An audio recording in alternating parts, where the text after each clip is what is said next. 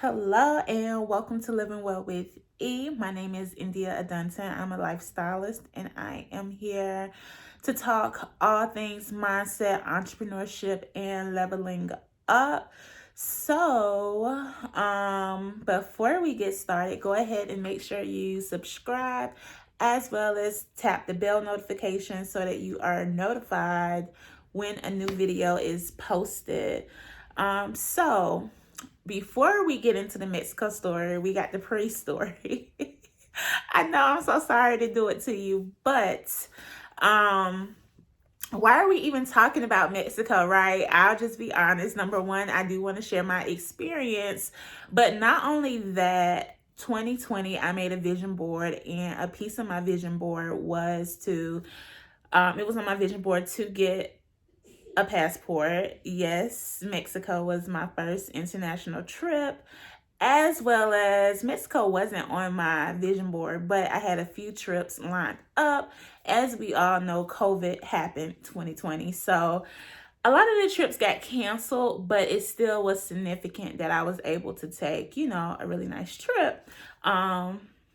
Even though it wasn't to my places on the vision board. So all in all, I did hit majority of the goal, if that makes sense. So let's go ahead and get into Mexico and all of that good stuff. So where do we start? I guess we can start with leaving the house.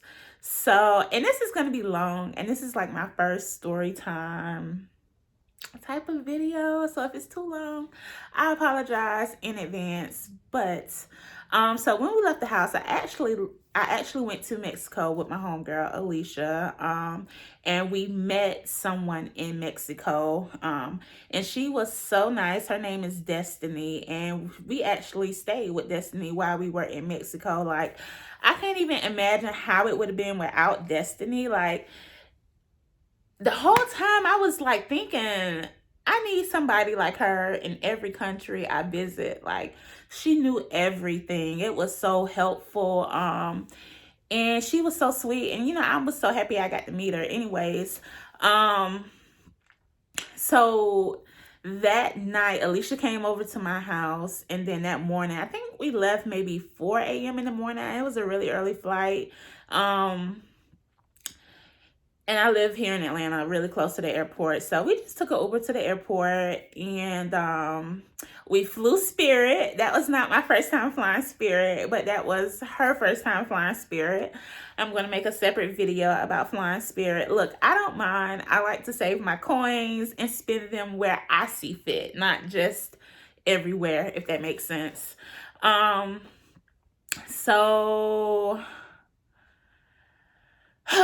so excuse me. So we check in. After we check in, we have to go through security. We go through security. Everything was fine with security. It was just, what was it? I think I had an iPad or something, and it was not how it was supposed to. So that took us longer at security. But after that, we got through, no problem. Went to the waiting area for the flight, and we were there waiting. Yeah. So I'm gonna skip that part because it's a little more to it, but I'll put that in the Flying Spirit video. So let's see, what part do we want to go to? I will say this, it was not a direct flight from Atlanta to Mexico. So first we went from Atlanta to Orlando, and then from Orlando, yes, it's so exciting just thinking about it. From Orlando, we went to Cancun Airport. Yeah. So, when you first land, they tell you before you even get off the plane, they give you some papers to do custom paperwork. And so as soon as we got off the plane, maybe 5-minute little walk, we were in the line for customs. The line for customs was pretty long. I'm thinking, how long is this gonna take? But honestly, I actually timed it. It took exactly 17 minutes. I'm going to try to insert some videos and pictures throughout this video. So I think I do have a video of customs. If not, my bad, my apologies in advance. So after we got out of customs, we had to wait on baggage. That took a little minute at the baggage. Okay, so now we're headed out of the airport. We are ready to step onto Mexico ground, right? Um, so as you near the exit, it's so many different people. They're trying to, I guess, get your business. So you have different drivers, taxi drivers, different bus companies and everything. But as I already said, Destiny had us all the way hooked up. She was like, look, when you land, you take the 80 bus.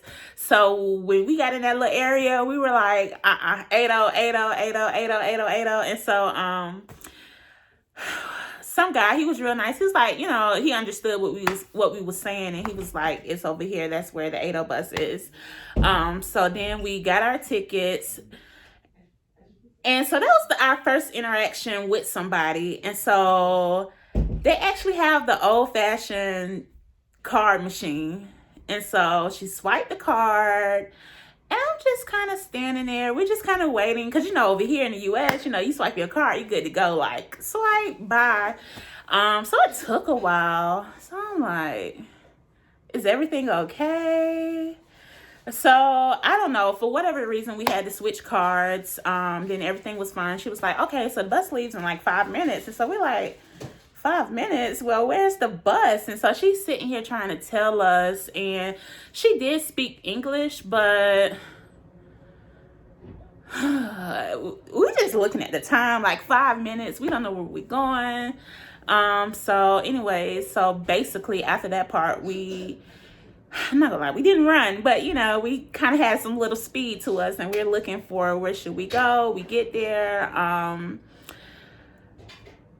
So I know I did put that in. So is Mexico racist? The answer is no, not at all. I did not feel any type of racist vibe at all. The only thing that I will say, just a tiny bit, I will say everybody was cool, but this is my experience. Just a tiny bit. Everybody was cool. It doesn't matter if they were Mexican or not, but just a tiny bit. Some of